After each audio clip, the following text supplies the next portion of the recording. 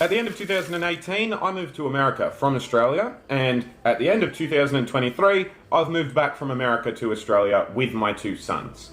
There's a laundry list of reasons why, and I'm going to go into that in this vlog because I feel like it and a few people have asked. This is like a guide. You can have a look. I'm not really going to, meticulously go down a script or anything. I have some dot points that I've written for myself here of things I want to cover. So in the edit, I'm going to put a timestamp here for you. If you want to hear me talk about that, or whatever, the things in this timestamp jump around, move around. I feel like this is probably going to be a bit of a long video, and obviously, if you want to watch it from start to finish, that'll help me out algorithmically and with watch minutes and all that sort of stuff, and you'll get a bigger picture painted for you. But yeah, if you just want to know about those key topics, feel free to skip around and all that sort of stuff. Let's just get into it. I'm going to do it in the backyard because I feel like this is probably pretty echoey here in the kitchen of all places, but it's where I sat to film the intro, so let's just get into it. Like, as I said, I've got a whole list. The main reason was safety for my sons, so we'll talk about that first.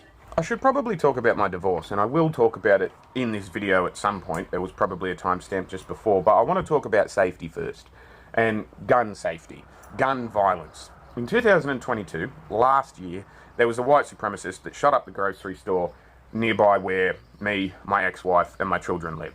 He targeted black people. He targeted mixed-race children. His whole point for going there was getting mixed-race children and black people and killing them. Had my children been there, or my ex-wife at the time, he would have been one of their targets. And so that was a factor. I'm not going to lie. That was one of the deciding factors to get the balls rolling, to get them their passports and get my dog into Australia, which was a whole lot harder than my kids.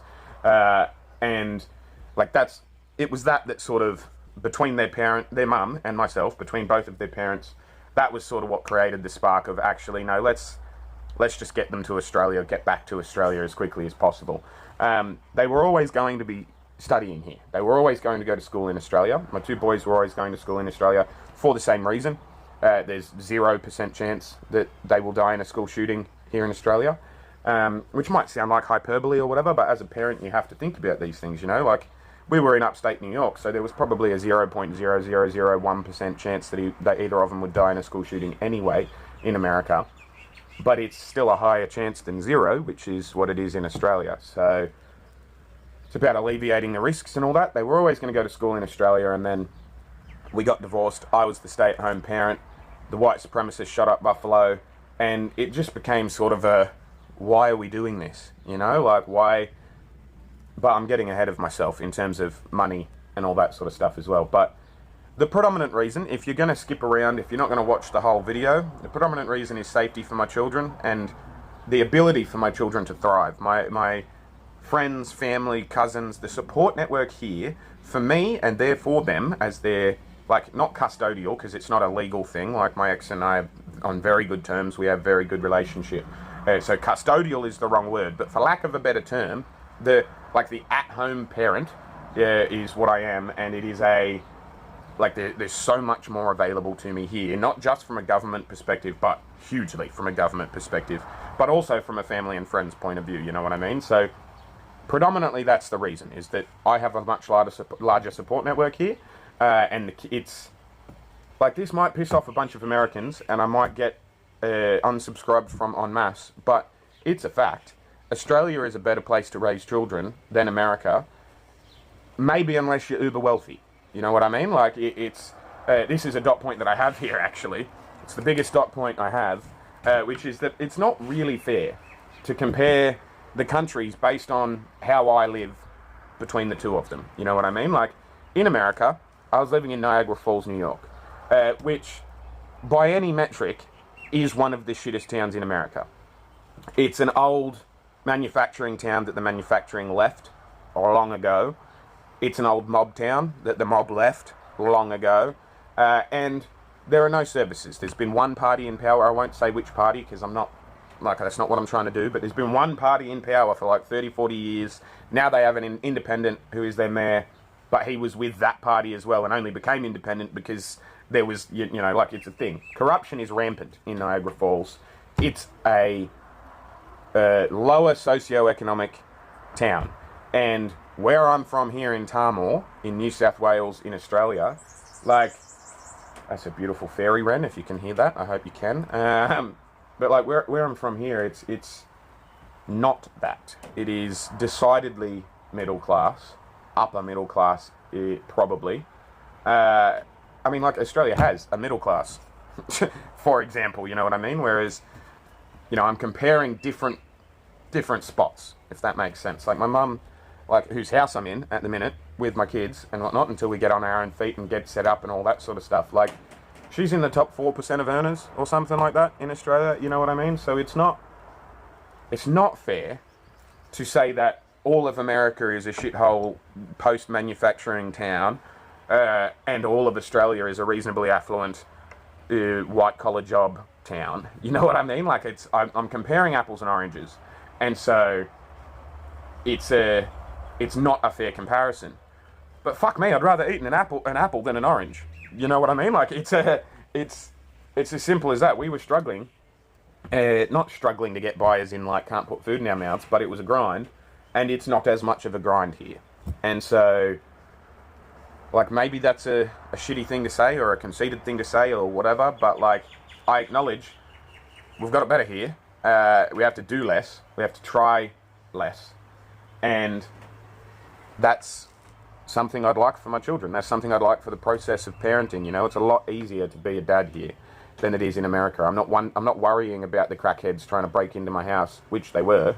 Oh, that is adorable. There is a tiny little fairy wren. I'm going to try and stop and show you.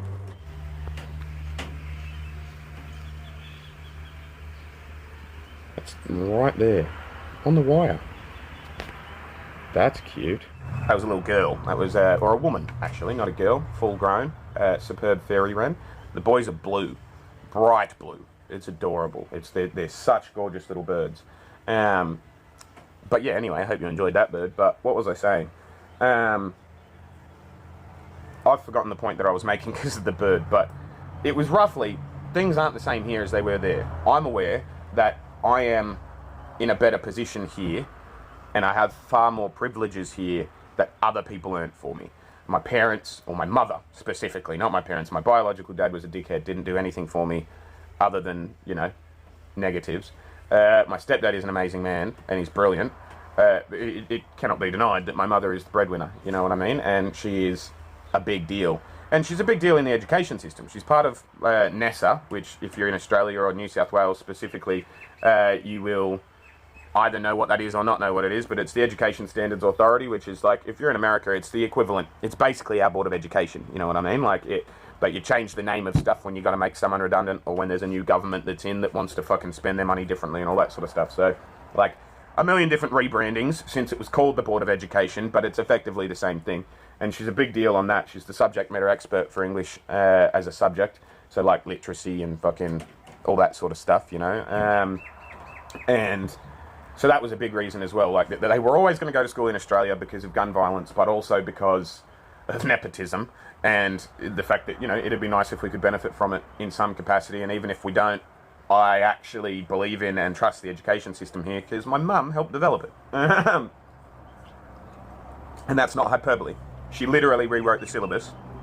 All of that, like, she got a new job at NESA to be a part of the process of rewriting the syllabus for the English, the subject of English and whatnot. So, like, I'm not exaggerating when I say my mum wrote the school system, so I want my kids to benefit from that, which is fair enough. But also there's the gun violence stuff. Divorce-wise, I should probably start and talk about the divorce and all that sort of stuff, because I have said it's not fair to compare America versus Australia. I've done that, but it's, like, we'll come back to the divorce stuff, because I'm not quite done on that yet, actually. Like, it isn't fair, but it's different here because of the way things are set up. And it's because I think that America and Australia have different definitions of freedom. And this probably sounds weird, and I'm probably qualifying everything I say too much. I was actually chatting with a really good mate last night, and her kid met my kids and all that sort of stuff. Like, it was really fun. Was it last night or the night before? I don't know. An old school friend came around with her kid and introduced it to my kids. Him, you know what I'm saying. And it was a fun little, like, socialization thing for all of our kids, because they're all born around the COVID times and all that sort of stuff. So it's really cool. And that's another reason. Like, there are no, like, my ex-wife, amazing person, super friendly, super friendable, has lots of friends, but it's a different type of friendship than the type of friendship I'm used to, and there wasn't a lot of in-person interaction, and none of her mates had kids the same age as our kids and all that sort of stuff, so it was harder. Whereas in Australia, I've got like fucking 10 friends with kids my kids' age, and I mean this friend in particular, like she's really cool, and like they are their family, and like it's a whole thing. Her friends are my friends. We've always been in the same sort of friendship circles and stuff as well. So having her kids develop a friendship circle with my kids, it's the whole fucking reason we moved. You know, it's part of the support network. Like not that I'd be leaning on her or her kid for anything. You know what I mean? But it's like it's part of the doing it for the kids shtick. And I don't know why I brought her up just then. I don't know. Kids on the brain and whatnot. But it's like that's part of the aspects. And America versus Australia, it's like we have different definitions of freedom. That's what I was saying. I don't know how I got to the thing, but different definitions of freedom. And I think it's because in America you have the freedom to fuck people over, and if they're dumb enough to get fucked over by you, like it's sort of, there's a personal responsibility aspect to it. Like if somebody tricks you, well, you got tricked. Learn better and don't get tricked next time. Whereas in Australia you have the freedom from being fucked over.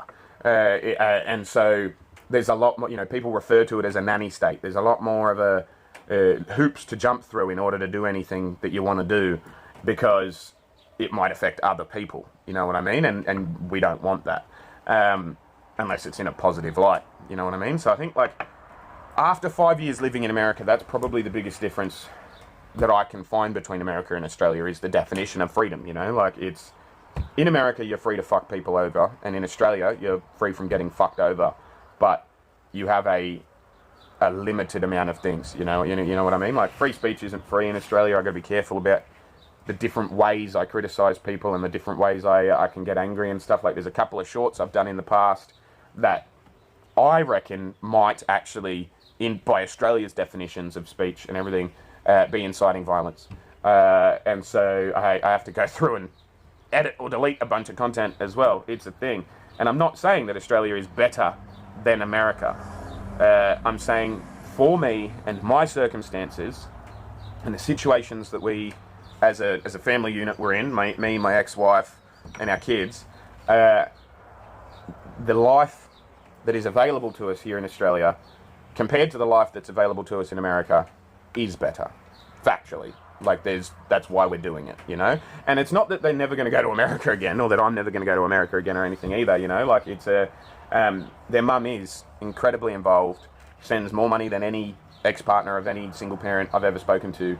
Like, she literally sends me more than 50% of her income. She's working, and every dollar she earns, I get like 65 cents of. It's almost ridiculous, you know what I mean? Like, she goes over the fucking top to make sure that she can provide for her children. When I was living in America, I had no access to, I wasn't allowed to work because I came in on a fiance green card, and then it changed to a marriage green card, then COVID happened, then fucking blah, blah, blah, and I was never allowed to work. In the 5 years I was there, just nothing, the stars never aligned for me to work, and so she had to. And that, like, it should go without saying, but it doesn't, and I've had to lay the groundwork, and I've had to go on these rants like about 6 times since I got back, in that saying that she's not a fucking mutant. You know what I mean? Like, yes, I have my 2 kids here with me in Australia, on the other side of the planet from their mother. Their mother loves them, though. It's not a matter of, it's not a fact, it's not like she's a junkie and she couldn't be a mum or whatever. It's not like I'm a better parent than her or anything like that. It literally just comes down to circumstance. We both love our children. We both would do whatever we could for our children. And there were certain things that I couldn't do, and so she had to. And then things have grown from there. And so it's really important to me that even though she's my ex-wife, and obviously there comes with that all of the ex-wife, ex-husband things. Like, if you spoke to her, she would tell you I'm a fucking horrible person to live with as well, you know? Like, I mean, if you spoke to anyone I've ever lived with in my entire life, they would tell you I'm a horrible person to live with, you know what I mean? Like, I am under no illusion, and I want to make that very, very clear. I don't think that I'm faultless or to blame, or like, either way. You know what I mean? Like, I feel like things happen, life happens, and you respond to it as you respond to it, and you just go about things, you know what I mean? Like, you can't help certain stuff, but it's super important to me that people don't just see me with my kids and think that she's a fucking mutant or something, because You know, like I lived in Tanzania for an extended period of time in my 20s. If I'd come back from Tanzania to Australia with children, people wouldn't automatically assume that the mother of those children was a deadbeat or that she didn't care. They would go, wow, what a sacrifice. She clearly knows they're going to have a better life in Australia. What an amazing woman, you know? And people should do that with her, with my ex-wife, in America as well, because they will have a better life here. And she is making a great sacrifice in order for that to happen. Obviously, she's still going to see them. That's the point I was making. I feel like I'm going in loops, but I'm hopeful that I'm making the point emphatically clear. That it's not a, I've taken the kids and she's never going to see them again.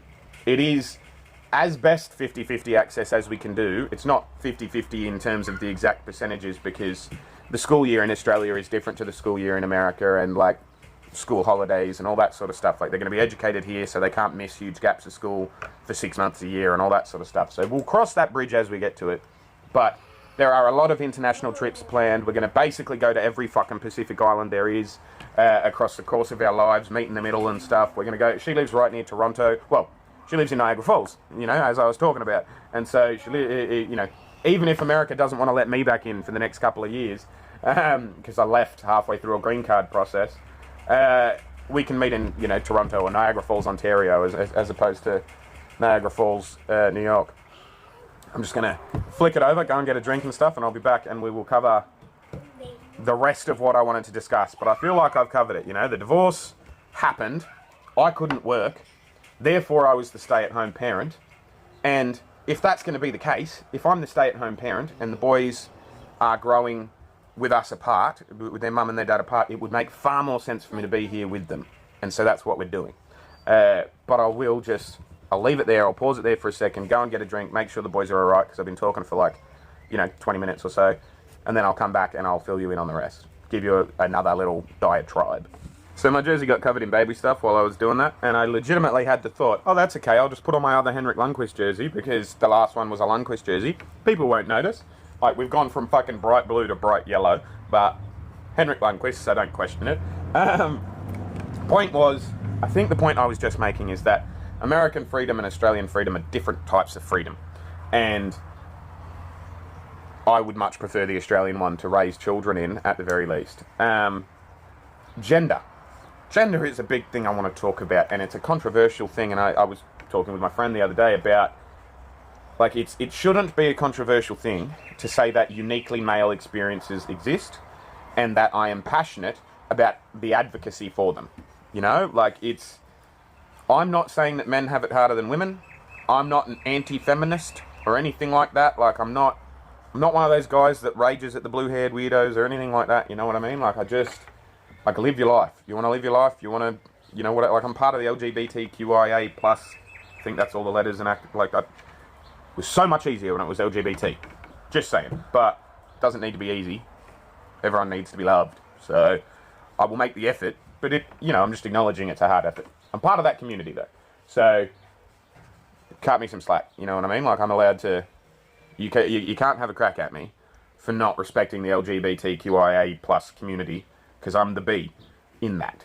You know what I mean? Like, I'm the B. I'm part of that community, and I'm self-analyzing and questioning things about the community I'm in, not critiquing or anything like that. You know what I mean? I'm certainly not saying trans people don't exist. Certainly not diminishing trans existence deliberately. I know there are dog whistles. I know there are instances where I am ignorant, and I say things that I don't realise mean something, or there's a flow-on effect from something I've said, and I acknowledge that can be offensive. But in no capacity do I want to, like, stop trans people from being trans people or anything like that. And it's as a man and becoming a father, like, really sort of made things more pointed for me in the fact that, you know, men exist, there are men, uniquely male issues and whatnot, and that it's not really fair to dismiss them. You know what I mean? In the way that we often do. I had a very big argument on Threads with someone recently about it, but it's what have I written here? Men versus women, gender stereotypes, people wouldn't wonder, etc. I don't know what that fucking means, But like, so I don't know what I wanted to talk about in regards to it. Anyway, long story short, controversial long story short, is that as a father, I would like to be across the trans stuff because there is a small chance that my boys might be trans down the line. You know what I mean? Like, I don't expect it. They're 1% of the population or whatever, but, you know, I don't want to not see the signs or whatever.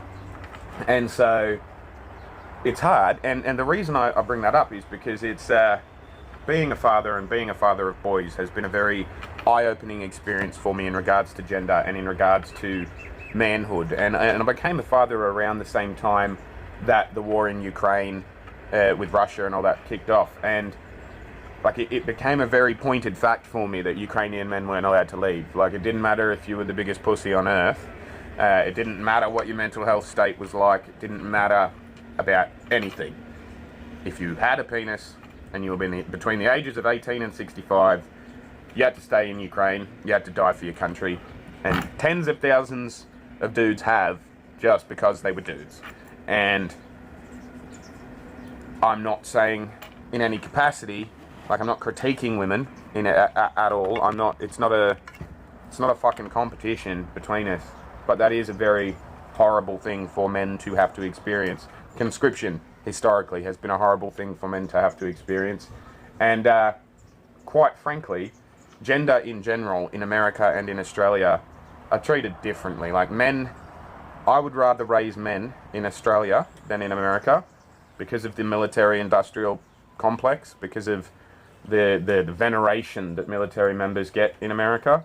And, like, you know, I understand this whole video is probably going to piss off a lot of Americans. I'm going to get a lot of unsubscribers or whatever, but the amount that American people venerate the military and veterans in general, like, I don't want my kids to be doing that, and I don't want my kids to participate in that process. Like, absolutely, I was saying to Bree the other day, yesterday or whatever it was, that it's like, I get it, like, especially the ones that have gone and fucked themselves up, you know, like, if you've seen action or you had to go and do all sorts of gnarly shit or whatever, like, if you've got PTSD, if you've got some fucking maiming, like, you've been maimed in some capacity physically or mentally and whatever, like, I completely get that those veterans and the veterans that actually put something on the line deserve to be treated like heroes, because they absolutely fucking are. If you were just on the boat, though, like, for example, if you went through basic training and then got on a boat and went halfway to the Philippines and then the war was finished and so you came back, you probably shouldn't be able to claim that you're a Vietnam era veteran and get all of those benefits. You know what I mean? Like, you went on a fucking cruise, mate. Like, that's not the same as the cunts that are also Vietnam era veterans that have a rash that comes and goes from the Agent Orange and that, like, or that lost their fucking leg in the Viet Cong ditch holes and shit like that, you know? Like, it's not, like, people jump on, oh, well, I'm a veteran. And it's like, well, what did you do during the war, bro? Oh, I stamped the fucking MREs with what was on them. I wrote the ingredients on the MREs and we shipped them off the boat. Like, you're not a hero, cunt. I'm not thanking you for your service. Like, fuck off. Obviously, everyone plays their part. I'm not trying to diminish it and whatnot. And, you know, returned servicemen deserve our respect and veneration.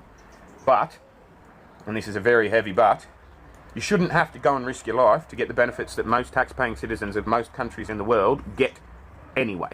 You know what I mean? Healthcare is a human fucking right that you are entitled to when you fall out of the right vagina. And in America, every vagina should be the right vagina. It's the richest country on the fucking world.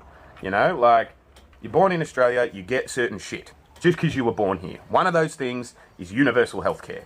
And yes, it's paid for by the taxpayer, but we operate as a union and we negotiate the prices together as a block, and they come down the cheaper and we say, fuck you, you can't practice in our country if you're not going to play ball. And so everyone plays ball. There are no services that we're, like, not given because it's not an individualist thing or anything like that. Like, it's started to get angry there thinking about healthcare, but it's a thing, you know, like I said earlier, freedom to fuck people over versus freedom from being fucked over.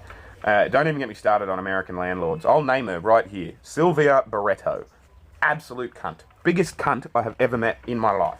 Flappy, loose, fucking horrible cunt, right? Like, just, she was my last landlord. Every landlord I had in America was a cunt, but she was a slumlord, and she knew she was a slumlord. She took and took and took and took, and she would just that's the way it is in America, you know? Like, there are next to no building standards. You can just, you know, yeah.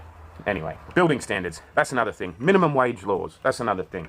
Like, you know, the minimum wage is fucking...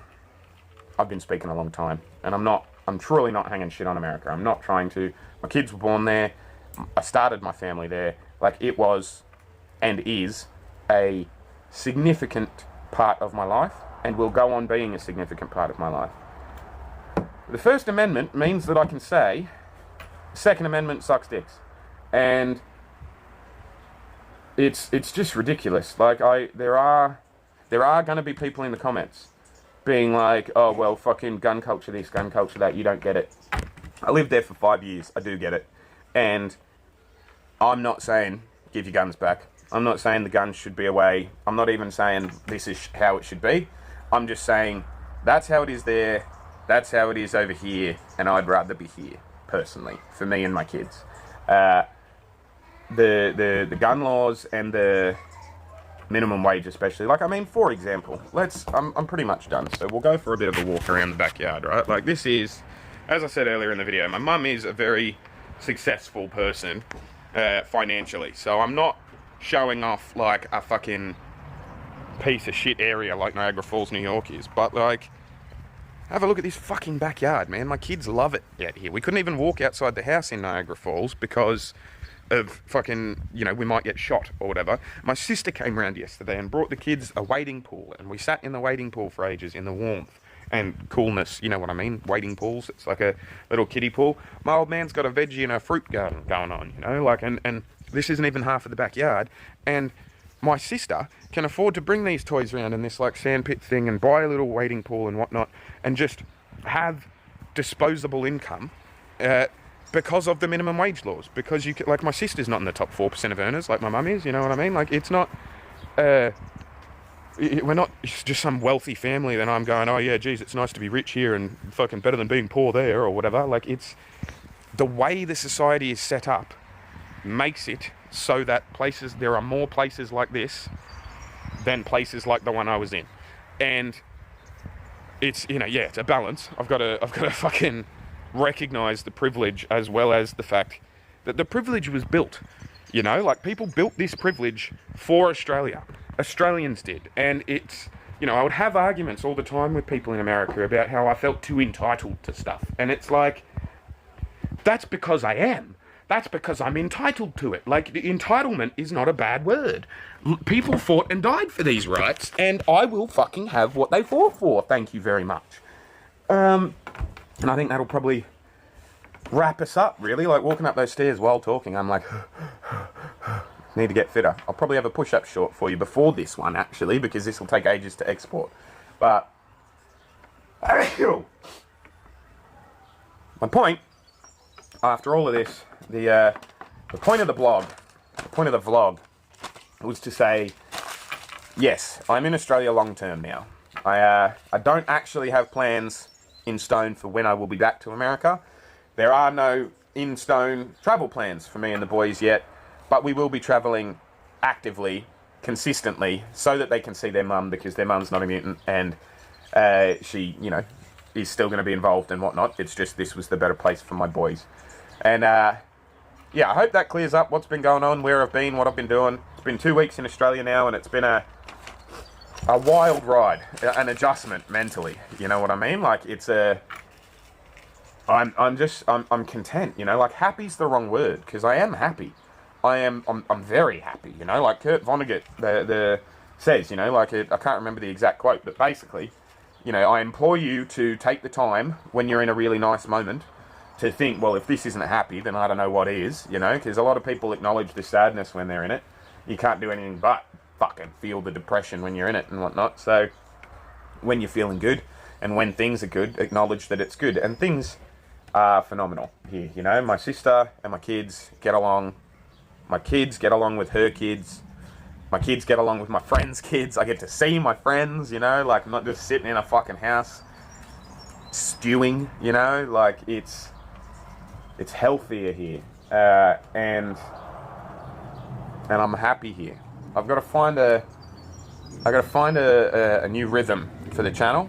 so that I'm still uploading consistent shorts and still uploading. I'm going to get back to reaction videos and all that sort of stuff. Like I'm going to push really hard on the YouTube stuff, because while I do get a good income from the Australian government, because we have a much better social safety net than America, and I get decent child support from my ex, like as far as single parents goes, I'm probably the most financially, like I'm probably the best off financially of any single parent you know, as a result of my ex being involved and not wanting the boys to go without, and also not wanting me to go without, appreciating that I'm a stay-at-home parent and that's hard, and that, like, you know, it's a job and she's paying me for it to be able to raise the boys and stuff as well, you know what I mean? It's not just a payment for the boys and stuff like that. Like, she is good, and I could have done a whole lot worse ex-wife wise and whatnot. So a combination of all the things is that I'm feeling good and things are good, but they're just quite hectic. Not hectic in the sense of the word of like frantic, but busy. Everything's just, there's always something happening now that I'm back, and that's starting to settle down now, which is good, but it's also, I'm now going to get my ducks in a row. You know what I mean? Start the ball rolling, doing all of that sort of stuff. I appreciate you guys. If you're still here and you're still watching this, thank you so much. This is one of the longest videos I've done in a very long time. I feel like I probably said the same thing 10 fucking times, but I am going to wrap it up here, and I'm going to get to more stuff. One final thing though, if you're still here, obviously being a single parent is tough, and the international move cost a lot of money, had to go into a bit of a debt for it, and yeah, this is my little mendicamp moment, my beggar moment and whatnot. If you could give me some money, that'd be excellent. I am fucking hell, could buy some Zyrtec with it, right? But no, I am better off than most single parents. I don't need your money. I'm not saying, oi, help me feed my kids or anything like that, but I like money. Turning some of yours into mine on a monthly basis would be ideal. The more I have of it, the better off I'll be, the better off my kids will be. So consider giving me $1 a month. If you spend like $13 a month on Netflix or Disney Plus or anything like that, but you feel like you watch my content more than those things, just think about how you're giving money to a corporation, but not a person. The dollars you give to me will stretch much further than the dollars you give to them. So consider it. No pressure though. I've got a Patreon, I've got a YouTube membership, you can give super thanks. I'm going to get a merch store going and stuff once I can get back into the flow of things, reaction videos wise. I want to upload a video every day once I've got things sorted. But this has been a very fucking long goodbye, so I'll wrap this video up now. Love yous. I'll see you when I look at you. You'll see me when you look at me. Thanks so much for watching.